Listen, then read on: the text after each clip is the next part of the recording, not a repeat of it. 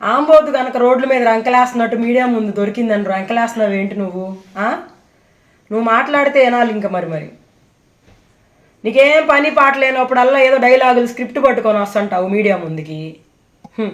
నువ్వు మాట్లాడుతున్నావు మనోహర్ అన్న గురించి, నాదెండ్ల మనోహర్ అన్న గురించి. నువ్వు మాట్లాడితేనే మరి మేము వినాలా? అట్టుంటాయి నీ మాటలు. ఎవరో కానీ భలేస్తారు నీకు స్క్రిప్టు నవ్వులు పాలు అవ్వడానికి. బియ్యం గురించి మాట్లాడుతున్నావు నువ్వు. మీ సన్నబియ్యం సన్నాసి ఉన్నాడుగా, వాడిని అడుగు చెబుతాడు. జనాలందరినీ సన్నబియ్యం ఇస్తాం అని చెప్పి మభ్యపెట్టాడు కదా. నువ్వు మనోహర్ అన్న అవినీతి గురించి మాట్లాడుతున్నావు. మనోహర్ అన్న అవినీతి చేశాడా? అనుక్షణం ప్రజల కోసం చంద్రబాబు నాయుడు గారి నాయకత్వంలో, పవన్ కళ్యాణ్ గారి నాయకత్వంలో, వాళ్ళ ఆధ్వర్యంలో ప్రతి ఒక్క పేదవాళ్ళకి బియ్యం అందాలని చెప్పి కృషి చేస్తున్న మా నాదెండ్ల మనోహర్ అన్న గురించి మాట్లాడితే పద్ధతిగా ఉండదు. నీకు చెప్తున్నాం. బియ్యం దొంగ ఎవరో స్టేట్ మొత్తం తెలుసు. మీ ఓడిని అడుగు, మీ పేరుని నానిని. నువ్వు అడగగానే గుమ్మడికాయలు దొంగలాగా భుజాలు అడుగుకుంటాడు.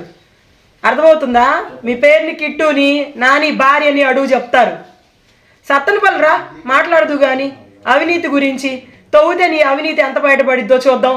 నీకు దమ్ముంటే నువ్వు సత్తనపల్లి రావాలి. మరి ఏంది ఈ మధ్య కొత్తగా జాతకాలు చెప్తున్నావా?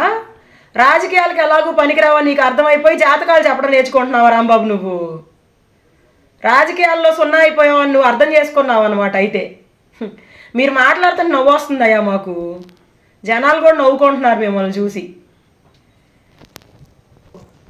సత్తనపల్లి ఎమ్మెల్యేగా ఉన్నప్పుడు సంజన సుకన్య వ్యవహారాలు చాలా చేసావంటగా.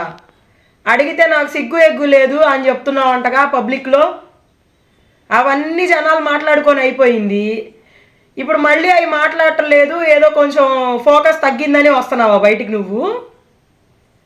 నువ్వే మాట్లాడాలి. మరి పవన్ కళ్యాణ్ గారిని ప్రతిపక్ష హోదా తీసుకోమంటున్నావు అంటే మీరు పనికిరాని దద్దమ్మలు చవటలు అని ప్రజలు తేల్చేశారని మీరే డైరెక్ట్గా ఒప్పుకుంటున్నారనమాట. రాష్ట్రాన్ని వదిలిపెట్టి పారిపోయేది మీ 420 జగన్ రెడ్డి.